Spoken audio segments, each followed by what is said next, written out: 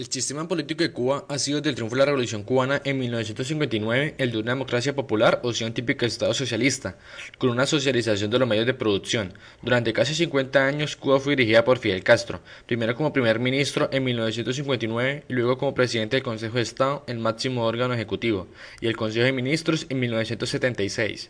Actualmente Cuba se encuentra al mando de su hermano Raúl Castro.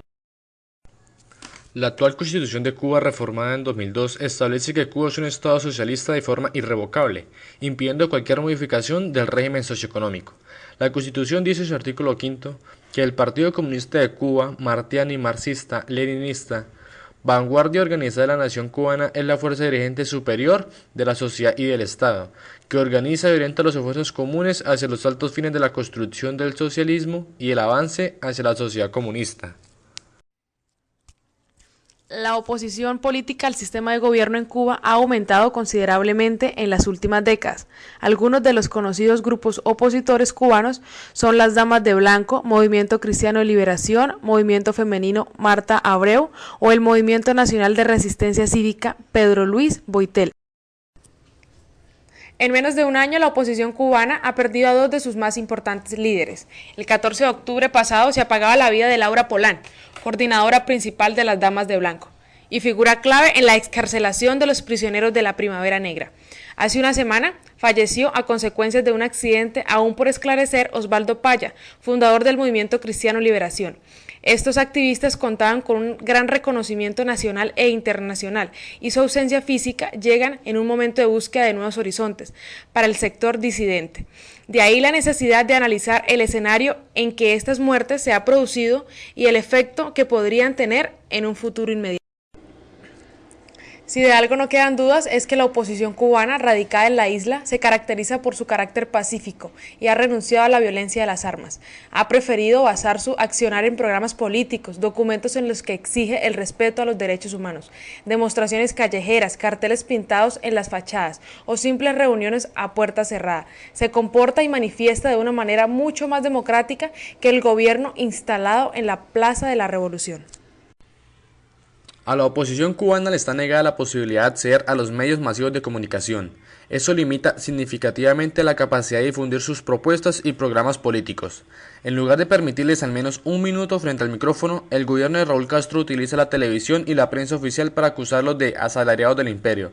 Objetivo frecuente de estas lapidaciones mediáticas han sido la activista de derechos humanos Elizardo Sánchez, la líder opositora Marta Beatriz Roque, el laico católico Dagoberto Valdés y el mismo grupo de las Damas de Blanco.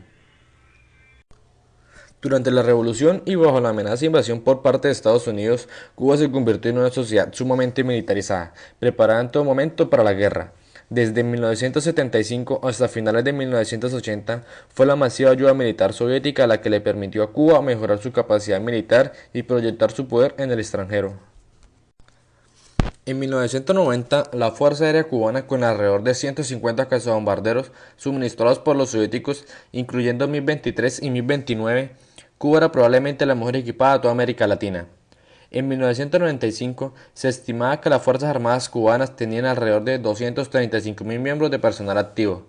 Para el 2000, Cuba contaba con alrededor de 1.625 tanques, 1.300 carros blindados, 1.200 piezas de artillería, 110 aviones y 46 buques, con un gasto promedio de 600 millones de pesos cubanos, que equivalen a 16 millones de euros. Las características del sistema electoral cubano recogidas en su constitución y en su ley electoral son las siguientes. La inscripción es universal, automática y gratuita de todos los ciudadanos con derecho al voto a partir de los 16 años de edad. Ningún partido tiene derecho a postular candidatos. La postulación de los candidatos se efectúa directamente por los propios electores en asambleas públicas. El Partido Comunista no es una organización electoral y, por lo tanto, ni se presenta a las elecciones ni puede postular candidatos. No hay campañas electorales. Como consecuencia del artículo 62 de la Constitución, ningún individuo o candidato a la Asamblea Nacional tiene derecho a pedir por un cambio en el sistema socialista. Se requiere mayoría absoluta para que un candidato resulte elegido. Si ningún candidato alcanza el 50% de los votos válidos emitidos, los dos más votados deberán disputar una segunda vuelta. Todos los órganos representativos del poder del Estado son electivos y renovables. Todos los ciudadanos cubanos tienen el derecho a elegir y ser elegidos. Como no hay lista de partidos, se vota directamente por el candidato que se desee. Todos los elegidos tienen que rendir cuenta de su actuación. Los diputados y delegados no cobran salario por la función que desempeñen. Los diputados a la Asamblea Nacional o Parlamento se eligen para un mandato de 5 años. Se elige un diputado por cada 20.000 habitantes o fracción mayor de 10.000. Cada municipio elige como mínimo 2 diputados, y a partir de esa cifra se eligen proporcionalmente tantos diputados como habitantes existan.